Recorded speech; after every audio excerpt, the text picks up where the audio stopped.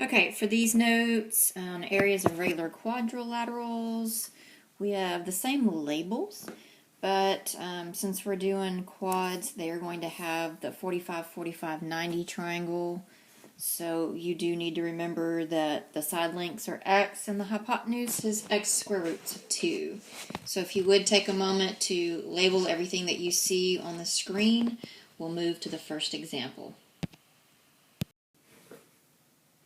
All right, before we get into the examples, I want to go ahead and apologize in advance. There may be extra clicking on the screen because I did leave my other stylus in the classroom, so I want to apologize in advance if you hear a lot of clicking. But to find the area of the regular polygons, it's the same as the previous notes. We're going to find the perimeter of the four-sided shape. We're going to multiply that times the apothem and then divide that by 2. So looking at example 1, again we are looking at 45, 45, 90 triangles. That means the two legs are equal and the hypotenuse is x square roots of 2. So looking at what I've already marked, I've told you that each half is 9, and so if we put those together, then the side length is 18. And so we're able to find the perimeter now by doing the side length times 4, or you can add it 4 times. And that's going to give us a perimeter of 72.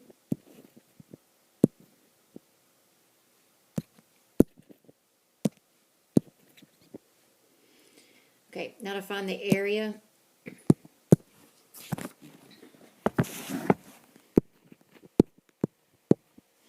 It's going to be, let's see, we said apothem, which is 9, times the perimeter, divided by 2. So when you plug that in the calculator, it's going to give you a total of 324 inches squared. Okay, looking at example 2, they did give us the radius of the four-sided shape, which is the hypotenuse of the smaller triangle.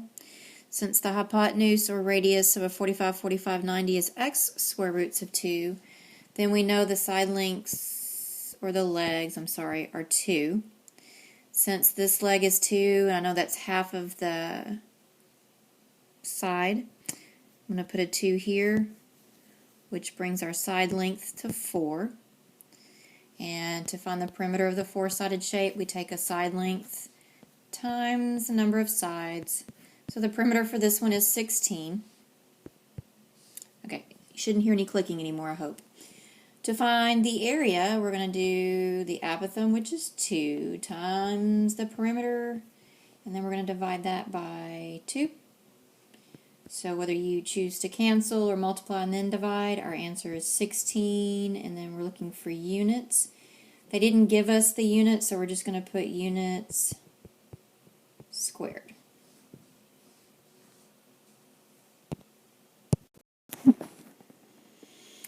Alright, example 3 at the bottom kind of got cut off, but I'm going to go ahead and put it in here as best as I can. It's similar to the example 2 where they gave you the radius of the square or the hypotenuse of the smaller triangle. Since that is x square roots of 2, we know that the legs are 5 units. And since this is half of the side, I can take that and double it. So I know that the side length of the regular the regular quadrilateral, which is a square, is 10. To find the perimeter, I'm going to do 10 times 4, and that gives me a perimeter of 40. To find the area of this one, we're going to do apothem, which is 5, times the perimeter, divided by 2, and that's going to give us 5 times 40 is what? 200 divided by 2. We're looking at 100 centimeters squared. Okay, we're almost done with the notes. 2 more examples. Hope it's getting easier with apothem. So regular quadrilaterals again are squares. It has to be all the sides the same, and the only four-sided shape has 4 congruent sides as a square.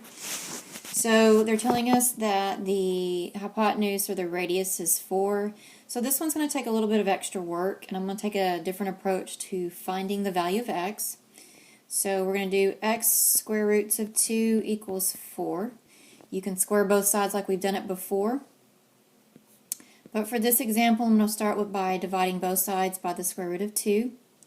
That cancels out those, so that leaves us with x equals 4 divided by the square roots of 2. Can't have a radical in the denominator, so now we're going to multiply by the square roots of 2 over the square roots of 2, which is going to give us 4 square roots of 2 divided by 2.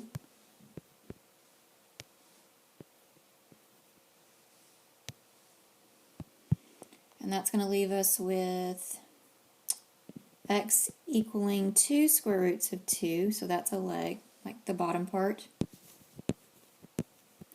And then I have to do 2 of those. And again, we have to find this information to determine the perimeter. So that's going to give us 4 square roots of 2. Now that's, again, we had to solve for x first and then find the perimeter. We're still not done because we have to find the area of the shape.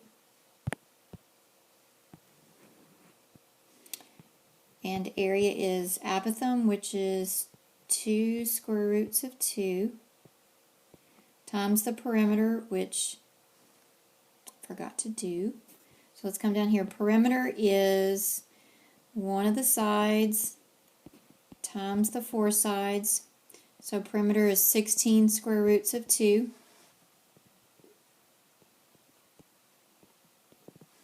We're going to divide all that by 2. If you remember how to multiply these out, we're going to do 2 times 16, which is 32. The square root of 2 times the square root of 2 is the square root of 4, which is going to leave us with 2. And then you can reduce whichever way you'd like. But 64 divided by 2 is 32. So we're looking for an answer of 32 inches squared. Okay, for the last example for the 12-3 notes, they're asking us to find the area of a square with a perimeter of 96 inches. The nice part is we already know how to determine the perimeter of a four-sided shape, especially a square. We know that all sides are equal. So I'm going to start with taking the perimeter and dividing it by 4, and that's going to give us a perimeter of, a side length of 24. Now if the whole side length is 24, then I know I need to come back and cut them into halves, which is going to give us the length of the leg, which is x. It also gives us the apothem. So with that information, again, we just need the perimeter and then the apothem to determine the area. So apothem for this problem is 12. And then your perimeter, which was given to us, was 96. So don't forget we can reduce the 12 and the 2 times 6, or you can put it on the calculator like you prefer, and it's going to give you a total of 576 inches squared.